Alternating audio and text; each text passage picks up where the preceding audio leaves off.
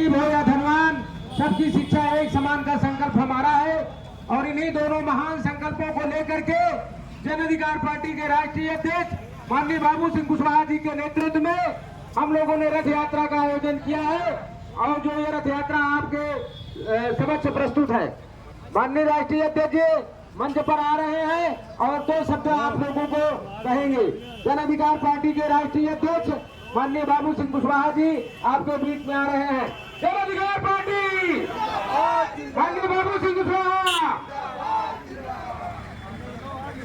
साथियों, हम लोग जन अधिकार पार्टी के तत्वाधान में संपूर्ण भागीदारी यात्रा लेकर के आज आपके कस्बे में पहुंचे हुए हैं।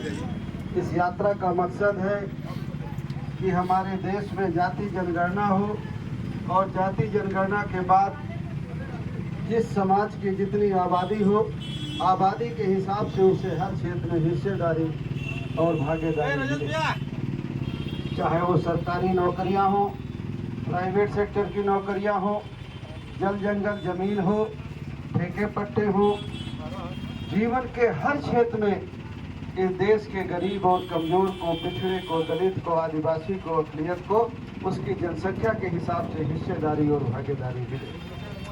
देश को आज़ाद होने के बाद, अंग्रेजों के जाने के बाद 26 जनवरी 1950 को हमारे देश में संविधान लागू हुआ, जो बाबा साहब अम्बेडकर ने लिख के तैयार किया। अब उस संविधान के तहत हमें हर जगह बराबरी का दर्जा है। लेकिन जो लोग सत्ता में आए, हमारा वोट लेकर के जिन लोगों को हमने सत्ता में भेजा, उन लोगों ने आज तक हमें हक हिस्सा देने का काम नहीं किया। संविधान के मुताबिक हमें हर जगह बराबरी का हिस्सा होना चाहिए, चाहे वो सरकारी नौकरियां हैं, चाहे वो जल जंगल जमीन है, चाहे वो व्यवसाय है, चाहे वो ठेके पट्टे हैं। हर जगह इस देश के गरीब और कमजोर को 1950 के बाद हिस्सा मिलना चाहिए। लेकिन जो लोग हमारा वोट लेकर के सत्ता में गए, राजपाट में गए, उन्होंने हमारा वोट लिया, वोट के बदले हमें कुछ पैसे दिए, नशा कराया, 5 किलो अनाज दिया, लेकिन हमारे बच्चों को फ्री में शिक्षा और रोजगार देने का काम नहीं किया। जितना हमें अनाज देते हैं उससे कई गुना महंगा खाद बीज कर देते हैं। घरेलू चीज़ों का बड़ी महंगाई हो जाती है, महंगाई नहीं कम करते हैं, खाद बीज सस्ती नहीं करते हैं और किसानों को ब्याज रहित ऋण नहीं देते हैं और उनका कर्ज नहीं माफ करते। हम आपसे ये कहने के लिए आए हैं कि अगर आपको जीवन के हर क्षेत्र में हिस्सा चाहिए, भागीदारी चाहिए, अगर आप चाहते हैं कि आपके बच्चों को जीवन के हर पहलू में आगे बढ़ने का मौका मिले, तो जो आपकी अपनी पार्टी है जन अधिकार पार्टी, जो गरीब की, किसान की, मजदूर की बात करती है, जन अधिकार पार्टी को मजबूत करके उसके प्रत्याशियों को जिताइए, ताकि आपके हक हिस्से की लड़ाई को लड़ी जा सके और प्राप्त किया जा सके जो हमारे संविधान में व्यवस्था है।